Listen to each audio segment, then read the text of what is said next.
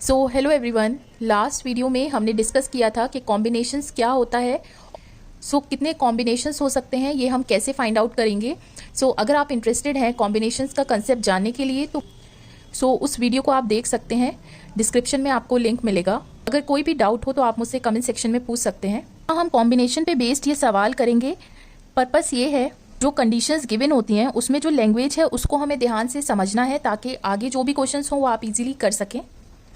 सवाल में गिवन है कि 5 लड़के हैं और 4 लड़कियां हैं एक क्लास में, और हमें 3 स्टूडेंट्स इनमें से सिलेक्ट करने हैं। अलग अलग तरीके से सिलेक्ट करना है। तो पहला तरीका ये है, 2 लड़के और 1 लड़की आपको सिलेक्ट करनी है। तो देखिए 2 लड़के सिलेक्ट करने के कितने पॉसिबल सिलेक्शंस हो सकते हैं। टोटल कितने थे? 5 लड़के, दैट इज 2 सिलेक्ट करने, राइट। अब हमें 1 लड़की सिलेक्ट करनी है तो 4 में से 1 लड़की सिलेक्ट करनी है, राइट। अब आप ये देखिए 2 + 1 टोटल 3 सिलेक्ट करने थे, 3 हो गए।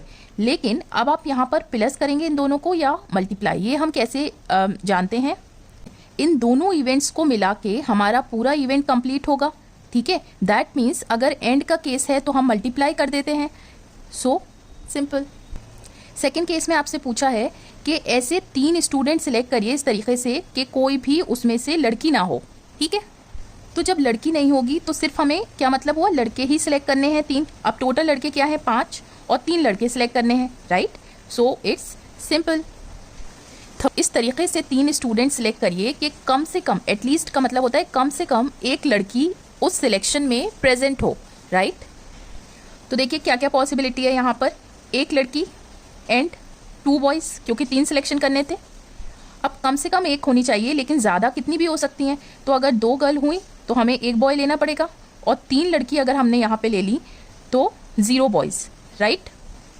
तो मीन्स या तो ये या फिर या ये। तो सिंपली ये क्या हो जाएगा, 4C1 और 5C2। अब देखिए इन दोनों इवेंट्स को मिला के ही हमारा पूरा इवेंट कंप्लीट होगा। और इवेंट क्या है? पूरा 3 लोगों का सिलेक्शन। दैट मीन्स यहाँ पे एंड होना चाहिए मल्टीप्लाई, राइट। सिमिलरली यहाँ पे हो जाएगा 4C2 × 5C1, this is 4C3, और बॉयज़ है ही नहीं। अब देखिए या तो ये हो सकता है या ये मीन्स इन सब के बीच में और आ रहा है, तो ये सब ऐड हो जाएंगे, सिंपल। अब देखिए इसी केस में इसको सॉल्व करने का एक दूसरा तरीका भी हो सकता है। ये तो एक लेंदी तरीका है, एक शॉर्टकट हो सकता है इसका, कि सबसे पहले आप टोटल सिलेक्शंस मालूम करिए क्या होंगे। वो टोटल कितने हैं? 5 + 4 दैट इज़ 9, और कितने सिलेक्ट करने हैं? 3। ये टोटल सिलेक्शन हो गए। और अब वो सिलेक्शंस मालूम करिए जिसमें कोई भी लड़की ना हो।